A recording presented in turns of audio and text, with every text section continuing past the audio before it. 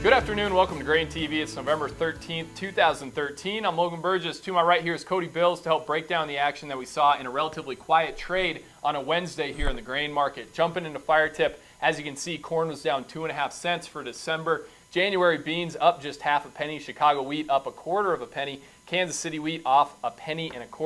Really not a lot of information for traders to chew over today. That was reflected in the price action, certainly. One thing, though, that was getting talked quite a bit about today, kind of more of a long-term story, but certainly very important, was what is the EPA going to do with the upcoming renewable fuel standard? Cody, as of today, where do we stand on that? Well, right now the Renewable Fuels Act is mandating about 14.4 billion gallons of corn-based ethanol to be blended into gasoline. There's talks that we could actually see that number reduced to 13 billion gallons. The bottom line here is there was a report that was leaked into the market, and that suggested that we could see that revision of about 1.4 billion gallons of ethanol mandated into to be used in gasoline production. But the bottom line is, how seriously should we be taking this? And the answer here really is quite seriously. In the White House, we've seen since October 21st, we've seen about 17 different meetings.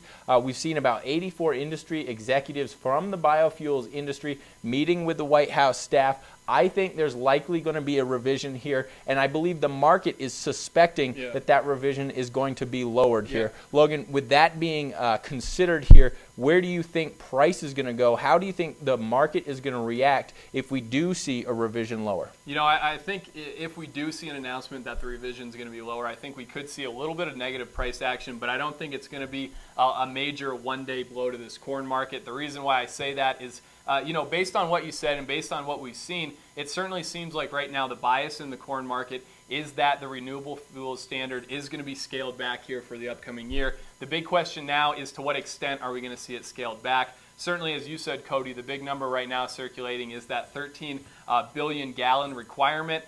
If we did see it scaled back to that extent, that would cut about 500 million bushels of corn usage out of the corn market. That's about 4% of total usage. So certainly an important amount of corn there for traders to consider as it would relate to ending stocks and usage in general. But as I said, I think the bias is in the market that we are going to see renewable fuel standards scaled back. And I think that this is going to kind of be a dark cloud that's going to hang over the corn market until we do get a resolution on it. I certainly think that the action we've seen since the November WASDE report has had this kind of in mind. You know, we saw a fairly good reaction in terms of price for 2 days there, but we sold off the last 2 days, so I think traders are kind of waiting for this EPA issue to be resolved here before moving forward. You know, one other thing to keep in mind too is that just because you lower the mandate doesn't necessarily mean that you lower the actual corn produced and blended into gasoline. That has more to do with ethanol margins. And of course, if we have decent ethanol margins, we could come out over the mandate as we have in years past. And of course, that it just basically saying that if they lower that mandate, it doesn't necessarily mean we're going to get this market hammered with price action moving lower. You know, if we look at the margins right now, it seems like the margins are in a place where we could see pretty good ethanol production here and therefore corn consumption for the remainder of the marketing year. Right now we see it sitting about $2.50 per bushel in the state of Iowa. That certainly helped out ethanol production on a weekly basis. Last 2 weeks here we've seen over 900,000 barrels per day on average produced in the U.S. We will be getting EIA ethanol numbers out tomorrow. They were delayed a day due to the Veterans Day holiday, but certainly ethanol so far this year has been very strong compared to what people were expecting. And I think that this EPA issue it kind of helped the USDA not make any revisions to their ethanol usage in the November WASDE report. Still projecting 4.9 billion bushels of corn being used there. I think once this EPA issue is resolved, the USDA is going to feel like they have a little bit more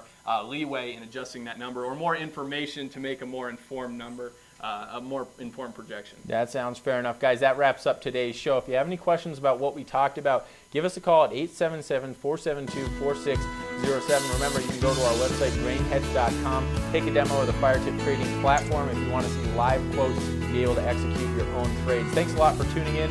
Remember, you'll see us here tomorrow on GrainTV.